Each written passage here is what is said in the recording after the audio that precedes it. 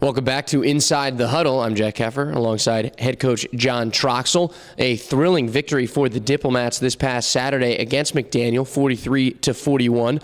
F&M makes a comeback victory. They were down 13 at half, down 10 going into the fourth quarter. A lot of great contributors on offense. I want to start with Talib Gerald. He had his first big game of the season, 25 carries, 125 yards, and a touchdown.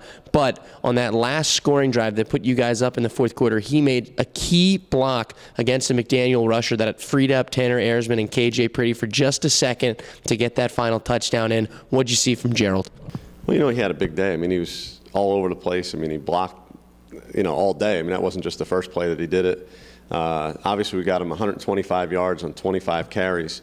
And he's a big part of our offense. We have to be able to run the ball. We've talked about that. And in the first 2 weeks, he only played a half. So, he had 11 touches, I think, in one game and not many in the other. So it was good to get him going, and we're going to need him this week for sure and down the stretch here playing some pretty good teams. Other than Talib, what else did you see from your offense? Well, there was some grit. We had to battle back. It takes a lot of energy to come back and fight from 12 down or 13 down and then 10 down. So it was great to see Tanner step up, make some big plays, and KJ made some big plays. And I think we were just opportunistic. We had to convert 2 big fourth downs to keep drives alive, to put points on the board. So when you're converting, fourth down plays to keep scoring drives alive, it's pretty impressive by an offense.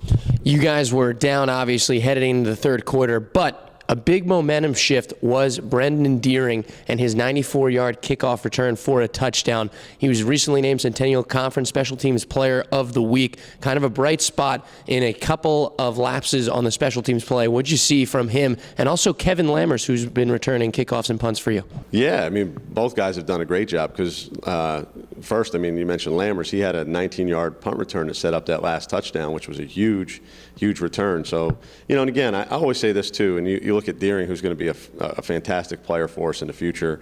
He's a really good wide receiver as well, and you'll get to see him as we get going a little bit more into the season. He's starting to learn everything.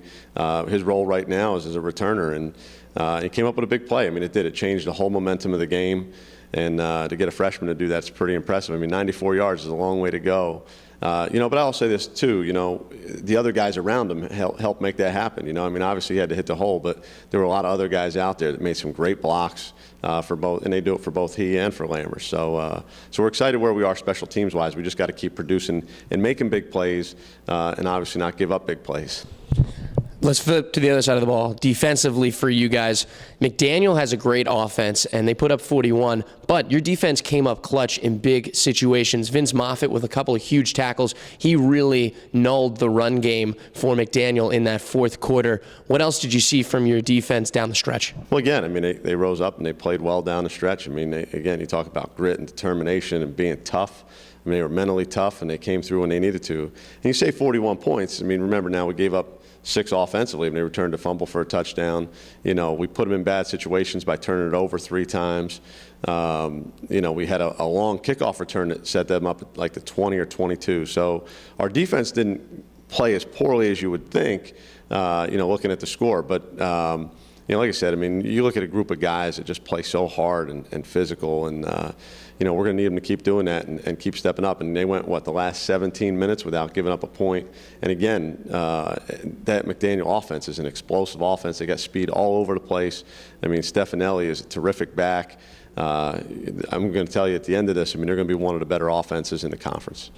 Let's talk about those turnovers. What kind of screws do you need to tighten up a little bit headed into Susquehanna, and what do you need to keep doing well as you go and face Susquehanna at their home turf? Yeah, we need to keep protecting the football. It's not often that you can turn it over 4 times and win a college football game. It just doesn't happen. So for that, I'm proud of our kids. When you look at, the turnovers we had, I think it was just a lapse, and we were up 18-7. We came out of the gate fast, and I think everybody just kind of took their foot off the pedal a little, thinking, hey, this is going to be another one of those games just like the first 2. And as soon as you do that, bad things happen. And so we just have to, we talk to the kids about staying more focused, protecting the football, and punting is a good thing. It's an offensive play. It changes field position. That let's protect the football and make sure we're punting.